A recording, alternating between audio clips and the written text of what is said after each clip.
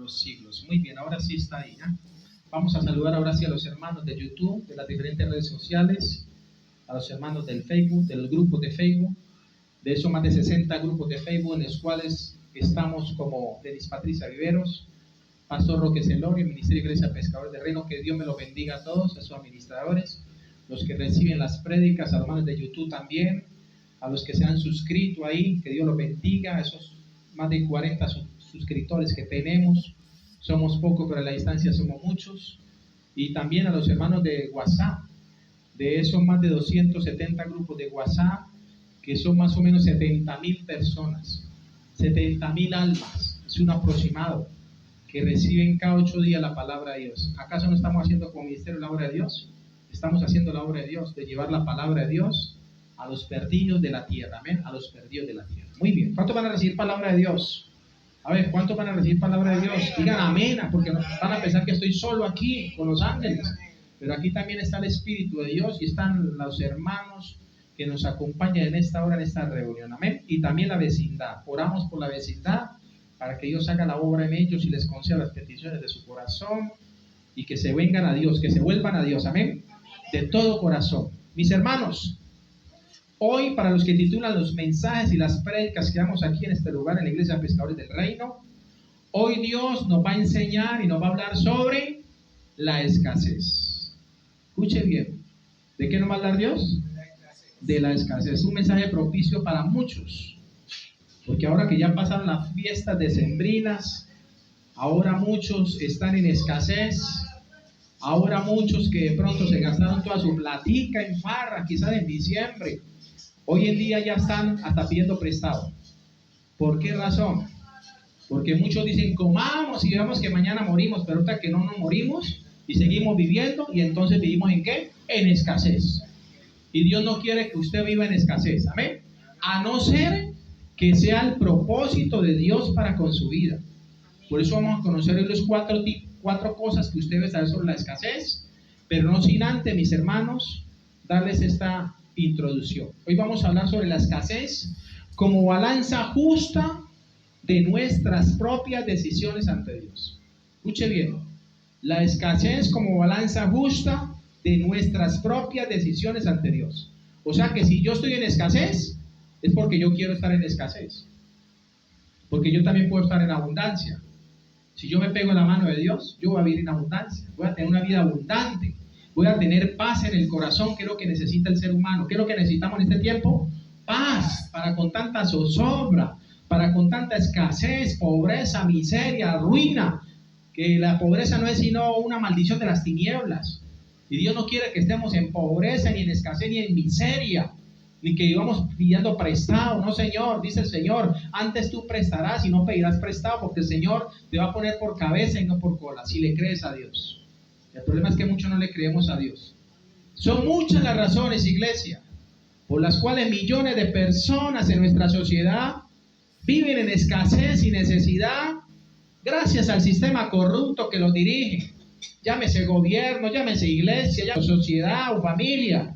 Todos de una u otra manera hemos sido afectados por algunos de estos entes mencionados, ya que los niveles de pobreza y escasez van en aumento en lo que va corrido del año. Hablo del gobierno, aunque no participo en política. No es de nosotros como Iglesia de Cristo participar en política. Respetamos a los pastores que lo hacen, pero para nosotros es corrupción el pastor que se meta a participar en política, iglesia. Hablo del gobierno, aunque no participo en política, porque el gobierno es quien maneja los recursos del pueblo. Por eso nosotros pagamos impuestos y el gobierno lo que hace es gastar esos impuestos o esos recursos de una forma, bueno, como Dios le ponga en su corazón o como ellos quieran. Hablo de la iglesia, porque la iglesia ha hecho muy poco para bajar los índices de pobreza en las naciones de la tierra, ya que como iglesia de Jesucristo estamos puestos a mejorar la calidad de vida con obras sociales en nuestras sociedades y no solo a esperar a que el gobierno nos mantenga, que ese es el problema a la gente. A la gente le pregunto, usted se la encuentra en la calle, ¿cómo le está yendo? No, mal. ¿Y mal por qué? No, porque este gobierno mire cómo nos tiene. Mire cómo nos tiene ese gobierno. Esos impuestos del 19%, esa gasolina que va en aumento, esa CPM que también, y la gente no hace sino quejarse. ¿Y sabe por qué nos quejamos muchas veces? Porque ponemos la confianza en el gobierno. Porque si usted pone su confianza en Dios, usted depende de Dios y no del gobierno, y su vida va a estar en bendición y no en maldición. Yo sé por qué se lo digo. Escuchen bien, iglesia. Hablo de la familia también, porque la familia es la base que rige la sociedad hoy en día, donde desafortunadamente a muchos padres de familia se les olvidó criar y enseñar a sus hijos en el temor de Dios. Imagine que como padre no tienen temor de Dios, ¿qué puede esperar Dios de los hijos? Si usted como padre de familia no teme a Dios, si usted como padre de familia cree que todo lo soluciona en sus propias fuerzas y no busca la ayuda divina, ¿usted qué puede esperar de sus hijos? Por eso hay muchas familias disfuncionales. Hay muchos hijos que han caído en las drogas, en la delincuencia, que es lo que aumenta, sobre todo en esta ciudad, aquí en Cali, Colombia, da pena decirlo. Lamentablemente los índices de inseguridad y violencia están muy altos, muy altos. ¿Y uno de dónde ve eso? Pues que eso sale de las casas, de las familias, que no hay temor a Dios. Los padres ni siquiera aconsejan a los hijos, sino que con tal de que no le molesten la vida, tenga para su vicio y vaya para el parque. Porque ya empiezan los hijos a amenazar a los padres. Si no me da plata, entonces miro al que me llevo a esta casa. Y empiezan a robarse todo. Eso me contaba un joven, que era tanto su desespero por la maldita droga, que empezó a llevarse las cosas de la casa. Y cuando la mamá fue a ver, mijo, ¿dónde está la licuadora? Mijo, ¿dónde está la plancha? A ver. Y empezaron a desaparecerse por arte de magia las cosas en la casa. Y se dio cuenta que era el muchacho que estaba vendiéndola para conseguir vicio. Los amigotes le decían, traiga cualquier cosa a la casa, la empeñamos, la vendemos. Y ahí tenemos para la dosis diaria. Y todo lo que veía, hasta una cuchara la llevaba para acá. La mamá tuvo que esconder todo. ¿Ah? Ponerle rejas a la casa. A la cocina le puso una reja ahí para que no se metiera el muchacho a robarse los utensilios. ¿Usted cree que eso es vida? Y la madre lo único que hace es, pastor, ore por mí, vea, mire mi hijo cómo está. Sí, yo voy a orar por ti, porque yo no mando a interceder por los necesitados. Pero usted también doble rodilla, usted también venga a la iglesia cuando le invite. Haya acostado bien bueno. Y lo invita a uno a una reunión como esta y no aparecen por ningún lado. Y quieren que Dios les conceda las peticiones de su corazón. No, Señor. Y por eso es que vivimos muchas veces en escasez, en miseria, en ruina. Pero no es la voluntad de Dios, iglesia. Porque la familia es la base que rige la sociedad hoy en día.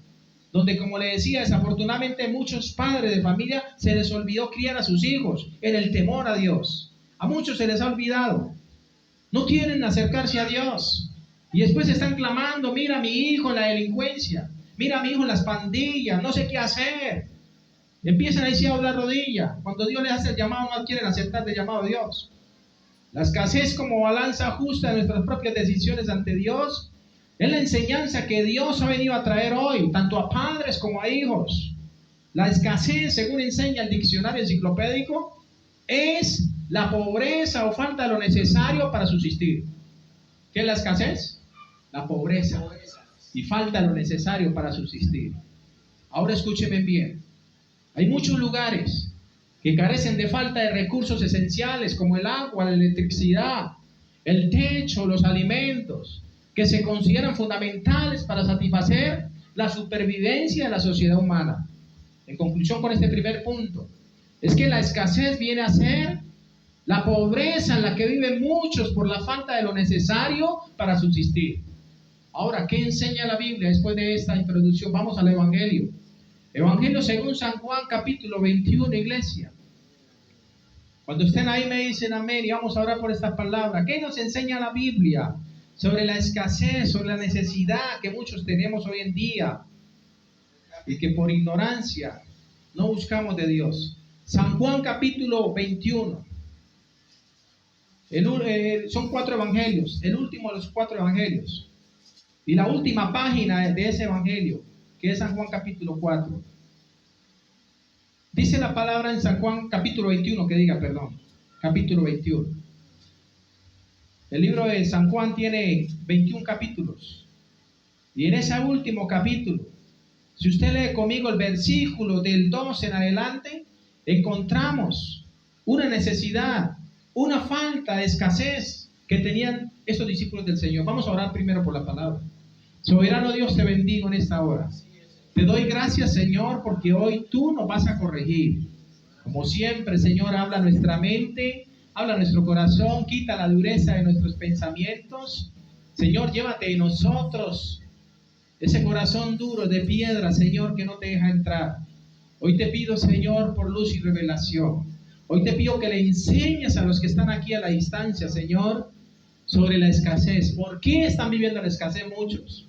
¿Por qué muchos viviendo la escasez no se acercan a ti, Señor? Hoy te pido también, Señor, que les hable y les muestres por qué tú permites que ellos vivan escasez también según tu propósito, mi Dios. Que tu palabra corra y sea glorificada en mi oración, en el nombre de Jesús. ¿Cuántos dicen amén? ¿Estamos ahí? Evangelio según San Juan, capítulo 21, versículo 2 al 14. Dice la palabra en el nombre del Padre, del Hijo y con la unción del Espíritu de Dios. El versículo 2 de San Juan 21 dice: estaban juntos Simón Pedro, Tomás, llamado el Didimo, Natanael, el de Caná de Galilea, los hijos de Zebedeo y otros 2 de sus discípulos. O sea, 7 discípulos habían ahí. Versículo 3. Simón Pedro les dijo: voy a pescar. Ellos le dijeron: vamos nosotros también contigo. Y dice la Biblia que fueron y entraron en una barca, y aquella noche, ¿qué pasó? No pescaron nada. Los peces se le fueron para otro lado. Era de noche. El pescador que se respeta pesca de noche, porque de día, obviamente, ellos ven un movimiento y se van a las profundidades de las aguas. Pero de noche es que ellos suben a la superficie a tomar oxígeno, quizás a mirar qué alimento hay encima de la superficie. Y ahí es donde vienen los pescadores y tiran la atarraya, qué sé yo, y los agarran. Pero dice la palabra que esos discípulos estaban pasando un tiempo de escasez. Se fueron a trabajar. Y dice el versículo 3 que aquella noche no pescaron nada. ¿Le fue como quién? Como perro en misa, por ahí dicen algunos. Les fue mal. Y dice la palabra el versículo 4. Cuando ya iba amaneciendo, porque toda la noche estuvieron trabajando. Cuando ya iba amaneciendo, se presentó Jesús en la playa, mas los discípulos no sabían que era Jesús. Y les dijo: hijitos, ¿tenéis algo de comer? Le respondieron: no. Claro que iban a tener si no habían pescado nada. Él les dijo: echad la red a la derecha de la barca y hallaréis. Entonces dice la palabra que la echaron y ya no la podían sacar por la gran cantidad de peces. 153 grandes peces. Ahí capturaron ellos, dice la palabra. Versículo 7. Entonces aquel discípulo a quien Jesús amaba dijo a Pedro: es el Señor. Simón Pedro, cuando oyó que era el Señor, se ciñó la ropa, se vistió porque se había despojado de ella y se echó al mar. Y los otros discípulos vinieron con la barca, arrastrando la red de peces, pues no distaban de tierra, sino como a 200 codos, o sea, más o menos unos 100 metros, a una cuadra de distancia. Y dice la palabra que al descender a tierra, vieron brasas puestas y un pez encima de ellas y pan. Jesús le dijo: traed los peces que acabáis de pescar. Y dice la Biblia que subió Simón Pedro, versículo 11, y sacó la red a tierra llena de grandes peces. ¿Cuántos dice que eran? 153. Y aún siendo tantos, la red no se rompió. Les dijo pues Jesús: venid, comed. Y ninguno de los discípulos se atrevía a preguntarle: ¿tú quién eres? Sabiendo que era el Señor. Vino pues Jesús, dice el versículo 13, y tomó el pan y les dio a sí mismo el pescado. Esta era ya la tercera vez que Jesús se manifestaba a sus discípulos después de haber resucitado a los muertos. Amén. Esa fue la tercera aparición que hizo Jesús. Amén. La primera fue cuando estaban ellos con las puertas cerradas y vino que no estaba Tomás, Didimo. La segunda fue cuando ya estaba Didimo y se les apareció y les sopló y le dijo: reciban el Espíritu Santo de Dios. Y la tercera vez fue en esta, dice la Biblia. Estaba ya amaneciendo cuando llegó Jesús. Ellos se habían ido a trabajar. ¿A dónde se habían ido? A trabajar. Pero no habían trabajado, no habían pescado nada. Esa noche no pudieron pescar. Quizás algunos maldecían. Quizás otros decían: ¿qué nos está pasando? ¿Por qué nos está yendo tan mal? ¿Por qué por donde metemos la cabeza por ahí nos dan? ¿Por qué no nos está yendo bien? Mis queridos hermanos, si usted lee el versículo 3, dice que Simón Pedro le dijo, era el líder ahí de ese grupo, de los 7, voy a pescar. ¿Qué le dijo él? Voy a pescar. Ellos le dijeron, vamos nosotros también contigo. Y fueron y entraron en una barca. Y aquella noche, ¿qué pasó? No pescaron nada. No pescaron nada. Esto es para nosotros reflexionar. Hay mucha gente que trabaja, dice tanto que yo me mato trabajando, y es como echar el dinero en saco roto. No sé si les ha pasado. Toda la plática que llega a la quincena, eso se me va como agua entre las manos, entre los dedos. Y no sé qué pasa con el dinero. Ahora, si usted es una de las personas que tiene problemas de vicios, llámese como se llame, alcoholismo, tabaquismo, bueno, cualquiera, llámese como se llame, pues con mayor razón del dinero que usted gana no le va a alcanzar. ¿Por qué no le va a alcanzar? Porque desafortunadamente no va a saber, si no está pegado a la mano de Dios, cómo administrar sus recursos. Pero si usted está pegado a la mano de Dios, cualquier pesito que le llegue a usted a su mano, usted sabrá cómo distribuirlo hasta para que coman todos en su casa. ¿Es así o no es así? Pero hay mucha gente que vive en escasez. Y Dios no quiere que usted viva y permanezca en escasez, iglesia. Ahora, se cree que esos discípulos estaban como mucha gente hoy en día, pasando por un tiempo de escasez en sus vidas, ya que al parecer no tenían claro el propósito con el cual el mismo Señor y Salvador Jesucristo los había escogido y llamado en este mundo, ya que se habían vuelto a la pesca, especialmente Pedro, el cual el Señor le había dicho anteriormente. Antes el Señor le había dicho que sería pescador de hombres, pero quizás su necesidad económica lo había llevado a seguir trabajando lo secular, por lo que había escasez en este grupo de discípulos. Y por eso cuando se acerca Jesús a la playa, amaneciendo ya, hijitos, ¿tenéis algo de comer? ¿Qué le dijeron? No tenemos. Estamos jodidos. Estamos en escasez. Se nos olvidó quizás orar. Se nos olvidó ser agradecidos con Dios. Y por eso mire cómo nos está yendo como perro en misa. Quizás digo yo especulando, pues la respuesta. Ahora, hay 4 cosas sobre el por qué Dios permite la escasez en las personas. Es bueno que usted lo conozca a la luz de la palabra. Si usted está experimentando la escasez en su vida, sea económica, sea espiritual, que de pronto le falte meterse más con Dios, que haya escasez, en pocas palabras, o que le falte el dinero, qué sé yo, o que no tenga ni siquiera para comer, porque hay veces pasa así. Hay 4 cosas sobre el por qué Dios permite la escasez en las personas. La primera, número 1, para doblegar nuestra soberbia y que lo busquemos a Él. ¿Por qué Dios permite la escasez? Para doblegar nuestro orgullo, porque hay veces somos orgullosos, hay veces creemos que todas nos las sabemos, hay veces que creemos que no necesitamos a Dios, que yo en mi fuerza puedo solucionar todo, que yo con mi trabajo me puedo dar el gusto y conseguir todo lo que quiero. No, Señor, podemos estar errando. Le pasó a esos discípulos. Dice la palabra, vamos al Evangelio según San Lucas, capítulo 5, versículo 8. Lucas 5:8 dice que viendo esto Simón Pedro cayó de rodillas ante Jesús. Eso fue cuando Pedro se convirtió. Eso fue cuando el Señor hizo un milagro grande en la vida de este discípulo. Un pescador, dice el versículo 8 de Lucas 5. Dice que viendo esto Simón Pedro cayó de rodillas ante Jesús diciendo: apártate de mí, Señor, porque soy hombre pecador. No pescador, aunque él era pescador. Pero aquí aclara: Señor, apártate de mí. ¿Qué dice el versículo 8? Viendo esto, Simón Pedro cayó de rodillas, o sea, humillado a los pies. ¿Qué significa caer de rodillas?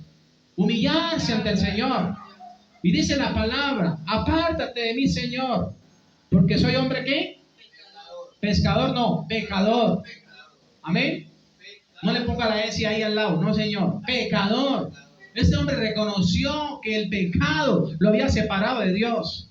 Y Dios tuvo misericordia y le hizo un gran milagro.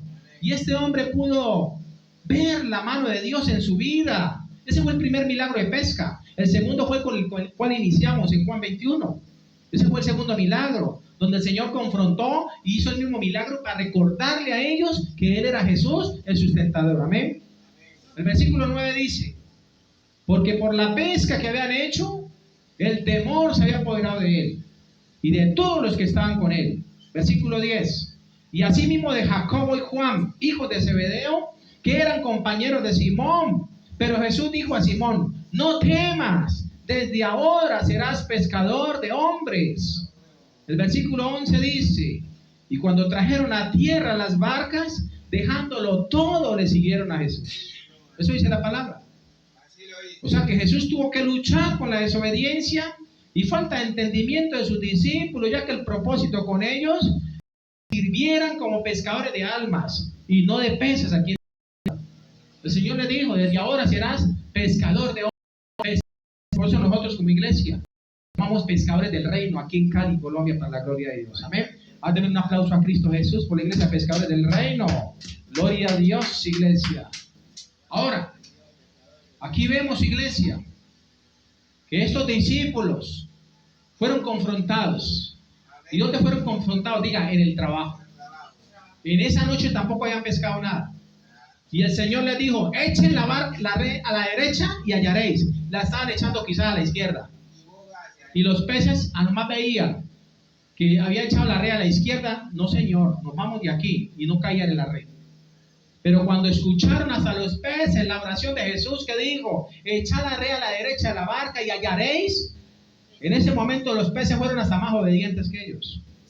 Dijeron, el Señor dijo que para la derecha, no para la izquierda. Muchos Dios les está diciendo: vayan por la derecha, vayan por el camino derecho, y se van para la izquierda, se van por el camino errado. No quieren saber de Dios.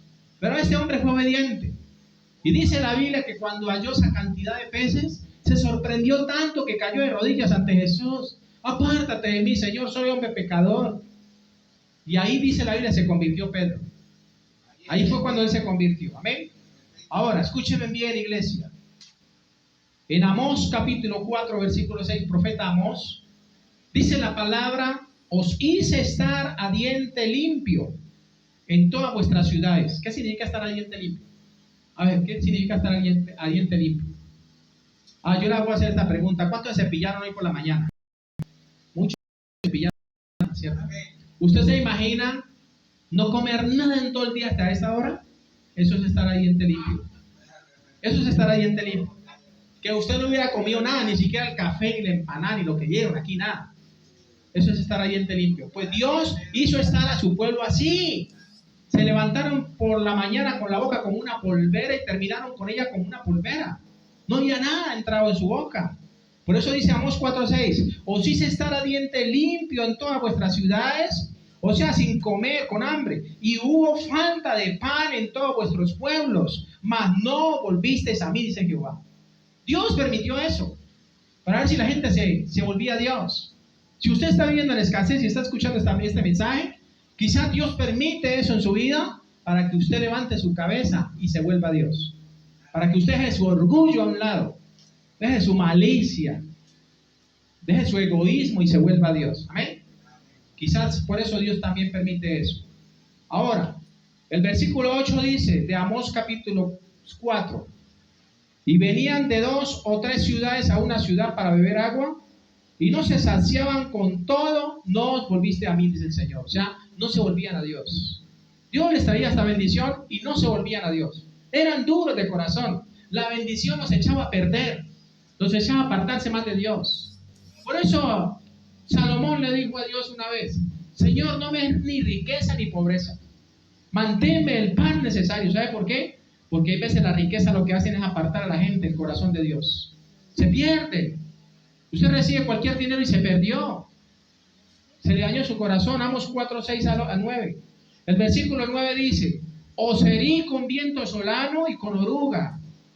La langosta devoró vuestros muchos huertos, vuestras viñas y vuestras higueras y vuestros olivares, pero nunca os volviste a mí, dice Jehová.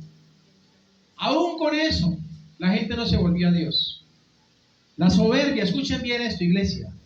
La soberbia más peligrosa que existe es la soberbia contra Dios. Vuelvo y lo repito. La soberbia más peligrosa que existe es la soberbia contra Dios. Es decir, pensar que no necesitamos nada de Él por todo lo que tenemos. Así hay mucha gente. No, yo lo tengo todo, yo no necesito ir a iglesia, ni que me invite el pastor allá a escuchar la palabra. No, Señor, ya no me falta nada, soy pensionado, dicen algunos. Y se mofan. Esa soberbia, en vez de hacerle bien, les hace mal. Esa es la realidad. Ahora la pregunta es, antes de hacer la pregunta, quizá Dios mismo está permitiendo esa escasez en tu vida, pero aún sigue lleno de soberbia y no quiere volverte a Él, no quiere volver a sus caminos, no quiere buscar a Dios. Ahora, como le decía, la pregunta es, ¿cómo enfrentar esa escasez por causa de la soberbia en nuestra vida? ¿Cómo nosotros enfrentamos esa escasez por causa de la soberbia? La respuesta es humillándonos ante Dios. ¿Cuál es la respuesta? Humillándonos ante Dios. Como Pedro. Pedro estaba en escasez. Toda la noche pescando y no hicieron nada. Les fue mal. Toda la noche remando y pescando y tiren la red para allá, tírenla para el otro lado. Y nada que hallar el milagro. Hasta que cuando Dios los sorprendió. Y Jesús les dice, según Lucas capítulo 5, tirad la red a la derecha y hallaréis. Ellos oyeron la voz de Dios. Y no solo la oyeron, creyeron en la palabra y la obedecieron. ¿Qué necesita usted? No solo oír la palabra de Dios, sino guardarla y ponerla en práctica. Porque así hay muchos que se llaman cristianos. Son oidores olvidadizos. No, muy bueno el mensaje, muy buena la enseñanza, pero no la ponen por obra. Y por eso sus vidas van de mal en peor. Por eso siguen en escasez, en miseria, en ruina y esclavitud. Aquí vemos que para enfrentar esa soberbia en nuestra vida, la respuesta es humillándonos ante nuestro Dios. En Lucas 14, 11, Evangelio según San Lucas capítulo 14, versículo 11, el Señor dijo, porque cualquiera que se enaltece, será humillado, y el que se humilla será enaltecido. Cualquiera que se enaltece, escuche bien usted joven, usted adulto, usted anciano, cualquiera que se enaltece, dice el Señor, será humillado. Mas el que se humille, como le pasó a Pedro, que se humilló, reconoció delante de Dios que era un pecador, no un pescador, no, un pecador. Dice la palabra que fue exaltado y Dios lo bendijo. Y fue un escogido de Dios en su tiempo. No está en Dios, escúcheme bien. Porque cualquiera que se enaltece será humillado y el que se humilla será enaltecido. En 1 Pedro 5:6 el Señor te dice, humillaos pues bajo la poderosa mano de Dios para que Él los exalte cuando fuere tiempo, echando toda vuestra ansiedad sobre Él, porque Él tiene cuidado de nosotros, dice la palabra. 1 Pedro 5:6. Ahora, no está en Dios que vivamos en escasez y en pobreza. Tampoco está en el gobierno, porque muchos le echan la culpa a Petro. No, señor, que porque votaron por Petro aquí en Colombia le echan la culpa a ese presidente. Un mitómano, está loco. Yo podría decirlo, pero mi confianza no la va a poner en él. Mi confianza tiene que estar puesta en Dios. Porque Dios fue el que permitió que él estuviera ahí en el poder con un propósito. Para unos para bien y para otros para mal. Pero es Dios que permitió. Para que la gente no siga poniendo la confianza en los hombres. Maldito el varón que pone su confianza, su carne por el hombre. Jeremías 17:5. Maldito el varón que pone carne por su brazo, que pone su confianza en el hombre y su corazón se aparta de Jehová. Pero bendito es el hombre que pone a Jehová su confianza, que pone en él su confianza. Como le decía, no está en Dios que vivamos en escasez y en pobreza. Tampoco en el gobierno. Está en nosotros, ya que nosotros escogemos cómo queremos seguir viviendo. Nosotros escogemos si queremos el cambio de Dios en nuestra vida o no. Nosotros lo escogemos. Somos los únicos moralmente responsables ante Dios de nuestras decisiones que tomemos para bien o para mal. Usted es el único responsable. No le eche la culpa al gobierno. No le eche la culpa al de la izquierda ni al de la derecha. No, señor. Por eso no participamos en política. Porque si no, nos estaríamos lamentando ya. Ay, votamos por ese candidato. Y mire cómo nos tiene, de mal en peor. No, señor. Quiten su confianza a los hombres y póngala en Dios. Y verán la gloria de Dios en su vida. ¿Cuántos dicen amén? Porque esa es la realidad, iglesia. Segunda cosa sobre el por qué Dios permite la escasez en las personas. Vimos la primera. ¿Cuál es la primera? Diga, para doblegar nuestra soberbia y que lo busquemos a Él. Por eso Dios permite que estemos en escasez. La segunda razón, o segunda cosa sobre el por qué Dios permite la escasez en nuestras vidas, Número 2, por un estilo de vida de vicios y placeres que no agrada a Dios. Escúcheme bien. ¿Por un estilo de qué? De vida, de vicios y placeres que no agrada a Dios. Por eso hay escasez en la humanidad. Por eso hay escasez, pobreza y miseria. Por vivir una vida como mucha gente la vive. Un estilo de vida de vicios y placeres pecaminosos que no agradan a Dios. Que no agradan a Dios. Dice Proverbio, búsquelo ahí en su Biblia. Proverbio 21:17, que se le quede memorizado en su Biblia, en su palabra en su corazón. Proverbio 21:17 dice: el hombre necesitado será el que ama el deleite, y el que ama el vino, o sea, el licor y los ungüentos, no se enriquecerá, dice el Señor. Vuelvo y lo repito. Proverbio 21:17. El hombre necesitado será el que ama el deleite. Por eso uno ve a muchas personas que mantienen hoy de fiesta, de rumba, y al otro día están hasta pidiendo prestado para el transporte. Uy, hágame el favor y me regala para el pasaje, que es que no tengo. ¿Cómo así? Ayer no estaba celebrando ahí con tremenda botella de licor, dándosela de rico, dándosela que a todo el mundo le invitaba. Y mire hoy la necesidad que está pasando. Esa es la realidad. Esa es la segunda razón por la cual Dios permite la escasez en las personas. Por un estilo de vida de vicios y placeres que no agrada a Dios. Muchos dejan hasta de alimentar a su familia, llevar alimento a los niños, porque piensan en ellos, en su orgullo. Dicen, yo con mi plata hago lo que me da la gana, dicen muchos. Sí, pero al otro día se levantan después del guayabo y sus hijos están, papá, ¿qué hay para comer? No hay nada para comer en esta casa. Eso trae pobreza y ruina. Por eso dice Proverbio 21:17, el hombre necesitado será el que ama el deleite, y el que ama el vino y los ungüentos no se enriquecerá. Otra traducción de la Biblia dice, este mismo proverbio dice, el que solo busca la diversión siempre tendrá necesidad, pues nunca progresa el que ama el vino. Eso está escrito en la Biblia. Entonces el diablo a mucha gente no les da permiso meterse a leer la palabra porque van a conocer esa verdad. Y si lo dice Dios y está escrito ahí por Dios, es porque es para bien de nosotros. Proverbio 29:3, búsquenlo ahí, ¿qué dice? Proverbio 29:3 dice, el hombre que ama la sabiduría alegra a su padre, mas el que frecuenta rameras perderá los bienes. ¿Sí lo leyó? Proverbio 29:3. El hombre que ama la sabiduría, ¿a quién alegra? A su padre. Si nosotros amamos la sabiduría de Dios que está aquí en la Biblia, ¿a quién vamos a alegrar? A Dios. Pero dice la palabra, mas el que frecuenta rameras, o sea, prostitutas, perderá los bienes. Perderá los bienes. Dios lo profetizó. Por eso hay mucha gente que lo ha perdido todo. Ese es el boxeador Mike Tyson. Él dijo que en 15 años se tiró $500 millones. En 15 años acabó con su fortuna. Y dijo, y no le voy a dejar de herencia a mis hijos, no le voy a dejar nada de herencia, para que ellos aprendan a trabajar y a valorar cada peso que se gane. Imaginen la mentalidad de este hombre. Se gastó toda su fortuna, tenía una bañera de oro puro, Ahí se bañaba el hombre. De 24 quilates, una bañera que le costó yo no sé cuántos $millones. Él mismo dice, me tiré $500 millones. ¿Sabes qué es $500 millones? Mucho dinero. En 15 años cayó de la riqueza a la pobreza.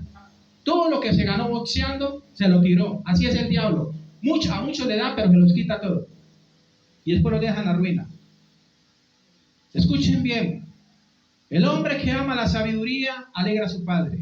¿Usted quiere alegrar a Dios, el corazón de Dios? Busque la sabiduría en la palabra del Señor. Alguien decía por ahí, si no buscas la sabiduría ahora que estás joven, ¿cómo la vas a encontrar cuando ya seas viejo?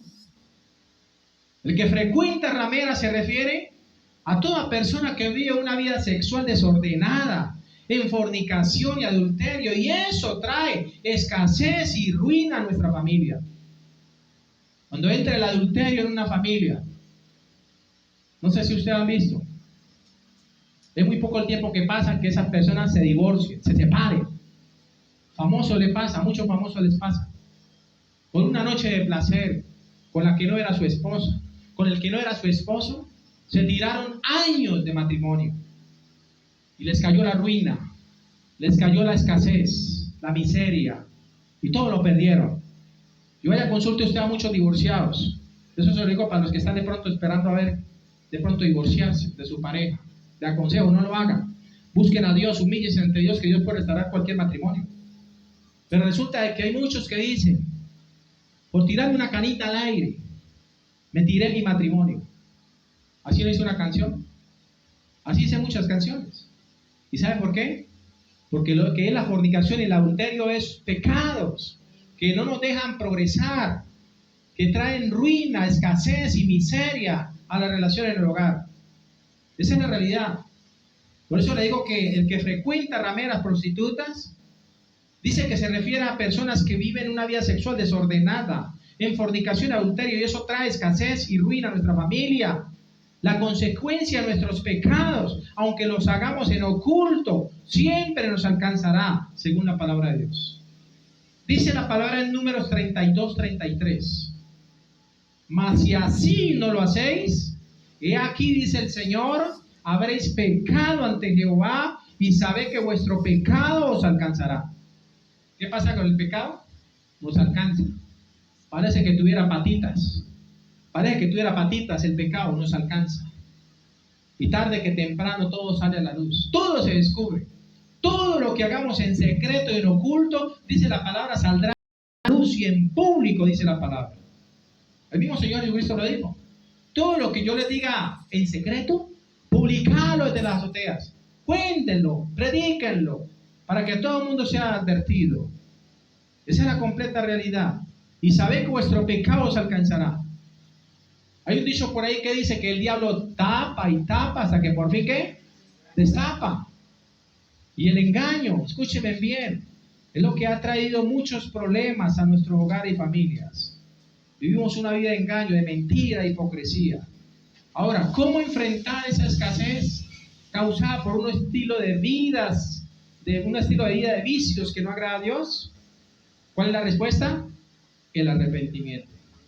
¿Cuál es la respuesta? Diga, el arrepentimiento. Hechos 3:19 dice: así que arrepentíos y convertidos para que sean borrados vuestros pecados, para que vengan de la presencia del Señor tiempos de refrigerio, o sea, de paz para tu alma. Porque hay personas que no tienen paz en su corazón. Hay muchos que dicen, yo voy a la iglesia pero no siento paz, sigo igual, sigo haciendo lo mismo. Usted quiere un cambio, métase con Dios de verdad. Pacte con Dios, prométale a Dios y cúmplale sus promesas. Porque Dios no se complace en los insensatos, dice la palabra.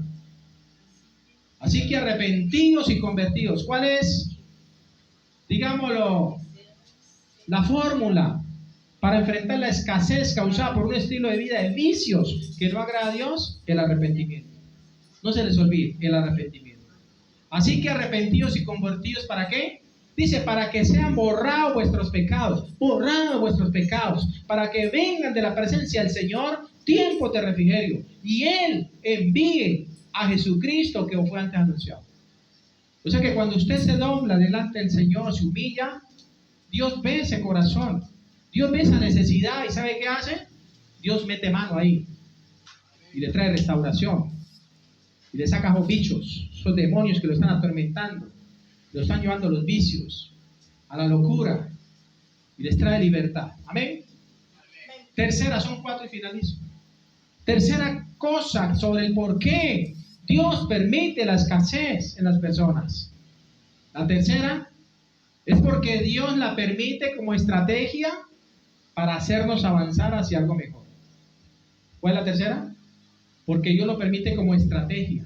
Es la estrategia de Dios, que usted esté en escasez, para hacerlo usted avanzar a algo mejor. Vamos a la palabra. Primera de Reyes 17:2. Primera de Reyes capítulo 17, versículo 2. Amén. Gloria a Dios. ¿Hasta ahí estamos entendiendo el mensaje? Claro y sustancioso. Dice en Primera de Reyes 17:2. Habla el profeta Elías, un gran profeta de Dios. Dice Primera de Reyes 17:2. Y vino a él, al profeta, palabra de Jehová diciendo, versículo 3, apártate de aquí, le dice Dios, y vuélvete al oriente y escóndete en el arroyo de Querit, que está frente al Jordán. Versículo 4, beberás del arroyo y yo he mandado a los cuervos que te den allí de comer. Y él fue e hizo conforme a la palabra de Jehová, pues se fue y vivió junto al arroyo de Querit, que estaba frente al Jordán. Versículo 6 de Primera de Reyes 17. Y los cuervos le traían pan y carne por la mañana y pan y carne por la tarde. Y dice la Biblia que bebía el arroyo. Pasados algunos días, ¿qué pasó? Versículo 7. Se secó el arroyo porque no había llovido sobre la tierra. Escuchen esto, iglesia. Muchas veces nos acomodamos a nuestra zona de confort, pero Dios tiene planes diferentes para nosotros. Quizás nos hemos enamorado de nuestro arroyo de Querit y Dios tiene que sacarnos, o más bien secar de nuestro arroyo para hacernos avanzar en la vida. Le pasó al profeta. Dios le dijo, vuélvete al oriente y estate ahí junto al arroyo de Querit. Y dice en la Biblia que Dios le mandaba a los cuervos. ¿A quién le mandaba? A los cuervos para que lo alimentaran. Le traían los cuervos pan y carne por la mañana y pan y carne por la noche, o sea, en la tarde. Y dice la Biblia que así era todos los días. Este hombre, profeta de Dios, no estaba experimentando la sequía, mientras que todo el pueblo sí. Pero llegó un momento en que se secó el arroyo de Querit, que estaba junto al Jordán, y dice la palabra que este hombre empezó a tener necesidad. Pero Dios, en medio de la necesidad que hizo, lo sostuvo. Dios proveyó alimento en medio de la necesidad, en medio de la escasez. Porque el problema es, como dice aquí, que muchos se han sentado, o más bien, muchas veces nos hemos acomodado en nuestra zona de confort. Pero Dios tiene planes diferentes para nosotros. ¿Qué significa eso? Que hay mucha gente que vive en escasez. Y entonces dicen, ¿qué más podemos hacer? Y justifican la pobreza, justifican la miseria, justifican la escasez. Y dicen, pues si Dios me tiene viviendo así, pues ¿qué más puedo hacer? Y no es que Dios lo tenga viviendo así porque Él quiere. Es porque hay un propósito de Dios. Que hoy estemos en escasez, atravesando este desierto, pero que el día de mañana Dios nos lleve a la abundancia. Porque para usted estar en la abundancia, primero tiene que haber pasado por la escasez. Porque si usted llega a la abundancia sin haber pasado por la escasez, ¿sabe qué va a pasar? Que usted no va a saber valorar lo que Dios le dé, las bendiciones grandes que Dios le dé. Por eso Dios permite que usted esté hasta en escasez, para que cuando venga la bendición de Dios, usted sepa qué hacer con ella. Y usted no sea orgulloso, sino que usted sea humilde y conserve su corazón. Muchos se han sentado a escuchar y luego para su casa y no pasa nada. Dios amó a sacudir de su banca para que se levanten a hacer algo, lo que Él le mandó. Posiblemente en tu vida estás viviendo tiempos de escasez, porque el Señor ha tenido que secar el arroyo o tu arroyo de Querit para hacerte reaccionar y avanzar hacia lo que Él tiene preparado para tu vida. Ahora la pregunta es, ¿cómo enfrentar la escasez cuando es una estrategia de Dios para hacernos avanzar? Porque hay muchos que estamos viendo la escasez porque es la estrategia de Dios para nosotros, para nuestro ministerio, para luego avanzar, para luego llegar a conquistar. El Señor dijo, si en lo poco me has sido fiel, en lo mucho te pondré. Si en lo poco eres fiel, en lo mucho te pondré. Pero si en lo poco eres injusto, en lo mucho serás injusto también, dice Dios. Por eso le digo que posiblemente en tu vida estás viviendo tiempos de escasez, porque el Señor ha tenido que secar tu arroyo de Querit para hacerte reaccionar y avanzar hacia lo que Él tiene preparado para ti. Amén. Ahora, ¿cómo enfrentar la escasez cuando es una estrategia de Dios para nuestras vidas? La respuesta es confiando y avanzando, creyendo en sus promesas, que Él va delante de nosotros. Usted tiene que confiar y creer que Dios va delante de usted. No que Dios está a sus espaldas, sino que Él va delante. Hay muchos que tienen, como dicen por ahí el dicho, el Cristo a cuestas, o sea, a sus espaldas. Entonces vienen los golpes de la vida y los reciben ellos. Pero si yo pongo a Dios delante de mí, ¿sabe qué va a pasar? ¿Sabe qué pasa cuando usted pone a Dios delante de usted? Cuando usted le da prioridad a las cosas de Dios, que Él va delante de usted y que Él lo va a defender. Y que si el enemigo viene a atacarlo, Él mismo lo defiende. Él lo va a guardar. Por eso dice la Biblia, sus ángeles mandará cerca de ti, que te guarden en todos tus caminos, dice la palabra. Amén. Dice Éxodo capítulo 14, versículo 13. Éxodo, segundo libro de la Biblia. Éxodo, capítulo 14, versículo 13. Dice la palabra del Señor en el versículo 13, cuando Dios saca al pueblo. Y Moisés le dijo al pueblo, no temáis, está firmes. Éxodo 14, 13.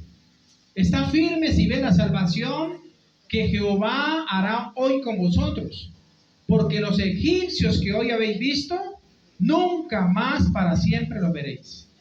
¿Usted sabe qué dice Éxodo 14, 14? Léalo conmigo. Éxodo 14, 14, y memoricen. Dice la palabra, Jehová peleará por vosotros, y vosotros estaréis como tranquilos. O sea que en tiempo de escasez, si usted pone a Dios delante de usted, debe estar usted como tranquilo, tranquila, que Dios pelea por usted. Amén. Que a su tiempo Dios traerá las bendiciones. Jehová peleará por vosotros y vosotros estaréis tranquilos. El versículo 15 dice, entonces Jehová dijo a Moisés, ¿por qué clamas a mí? Di a los hijos de Israel que marchen. ¿Por qué clamas a mí? Porque a toda hora Moisés no hacía sino clamarle a Dios, y ya tenía la autoridad de parte de Dios. Dile a los hijos de Israel que marchen. No clames a mí por eso, ya tú toma la decisión y marcha, avanza. Que cuando nosotros avanzamos, Dios va adelante de nosotros. Él no va atrás.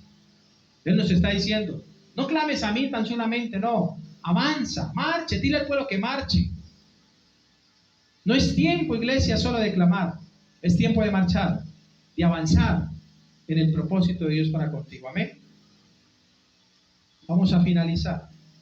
La cuarta y última cosa sobre el por qué Dios permite la escasez en las personas. Vamos a repetir. Número 1, ¿por qué es? Para obligar nuestra soberbia y que lo busquemos a Él. Segundo, número 2, por un estilo de vida. Dios permite la escasez por un estilo de vida, de vicios y placeres que no agradan a Dios. Y número 3, es porque Dios lo permite como estrategia para hacernos avanzar hacia algo mejor. Amén. ¿Por qué Dios permite la escasez en nuestra vida? Como estrategia para hacernos avanzar a algo mejor. Y finalizo con la cuarta. La cuarta razón y última sobre por qué Dios permite la escasez en las personas es cuando Dios prueba nuestra fe por medio de la escasez. Escuche bien. Dios prueba nuestra fe por medio de la escasez. ¿Dios qué prueba? Digan, nuestra fe. Porque hay gente que está en escasez y ahí Dios le está probando su fe. Hay mucha gente que dice, pastor, yo antes de venir a los pies de Cristo, yo tenía muchas cosas y hacía mi vuelta, mis trueques y mis torcidos y tenía plata y no me faltaba nada. Pero ahora me convertí y ahora como ya hay temor y respeto hacia las cosas de Dios, entonces ahora me va mucho mal. Y ya vivo alcanzado, vivo en escasez. Pues déjeme decirle que Dios está probando la fe. Eso es la cuarta cosa sobre el por qué Dios permite la escasez en las personas. Es cuando Dios prueba nuestra fe por medio de ¿qué? De la misma escasez. Dios está probando la fe por medio de esa escasez. Deuteronomio 2, capítulo 8, versículo 2, la última cita, penúltima. Deuteronomio capítulo 8. Ahí está, después de Éxodo, sigue Levítico, Números y Deuteronomio. Dice Deuteronomio capítulo 8, versículo 2. El Señor dice, y te acordarás de todo el camino por donde te he traído, donde te ha traído Jehová tu Dios, estos 40 años en el desierto. Está hablando del pueblo de Dios, que estaba en el desierto. ¿Para qué? ¿Para qué Dios los sacó al desierto? Dice, para afligirte, para probarte, para saber lo que había en tu corazón, si habías de guardar o no sus mandamientos. Y te afligió, dice la Biblia, versículo 3. De Deuteronomio 8:3 dice, y te afligió, y te hizo ¿qué? tener hambre y te sustentó con maná, comida que no conocías, tú ni tus padres la habían conocido, para hacerte saber que no solo de pan vivirá el hombre, mas de todo lo que sale de la boca de Jehová vivirá el hombre. Esa fue la cita que el Señor le citó a Satanás. Si eres hijo de Dios, di a estas piedras que se conviertan en pan. Lucas 4:4. ¿Y qué le dijo el Señor? ¿Dónde estaba escrito? Aquí, en Deuteronomio 8 capítulo, versículo 3. No solo de pan vivirá el hombre, de toda palabra que sale. O sea, hay que comer Biblia. Diga, a comer Biblia se dijo, que es la palabra de Dios. A comer Biblia, mi hermano. Amén. Porque de pan vivirá el hombre, sino de toda palabra que sale de la boca de Dios. ¿Cuántos creen que esta palabra salió de la boca de Dios? Aquí está. Han querido destruirla por miles de años y no han podido, porque es la palabra de Dios que vive y permanece para siempre. ¿Cuántos dicen amén? Esa es la realidad, iglesia. Es la palabra. No solo de pan vive el hombre, sino de toda palabra que sale de la boca de Dios. Amén. Ah, que tengo hambre, mío, póngale a leer la Biblia. Que usted no piensa en no comer a toda hora. Tengo hambre, póngase a leer la porción de la palabra y verá que hasta el hambre se le quita. Amén. Escucha bien, solo en los tiempos de escasez podemos reconocer nosotros en quién confiamos y si verdaderamente hemos creído en las promesas de nuestro Dios o no. Para terminar, ¿cómo enfrentar la escasez cuando Dios está colocando a prueba nuestra fe? La respuesta es, la única forma es aferrándonos a las promesas de Dios y creyéndolas en nuestro corazón. Amén. Salmo 34:8, la última cita, para finalizar. Dice el Salmo 34:8: Gustad y ve que es bueno Jehová. Dichoso el hombre que confía en él. Salmo 34:9: Temed a Jehová vosotros sus santos, pues nada falta, dice el Señor, a los que temen, a los que le temen. Los leoncillos necesitan y tienen hambre, pero los que buscan a Jehová no tendrán falta de ningún bien. ¿Los que buscan a quién? Al Señor. Amén. Salmo 34:8: Gustad, o sea, probad y ve que lo que dice que es bueno Jehová. Dichoso el hombre que confía en él. Temed a Jehová vosotros sus santos, pues nada falta, escuchen, nada falta a los que le temen. O sea que si el gobierno está mal es problema de ellos, ¿sí o no?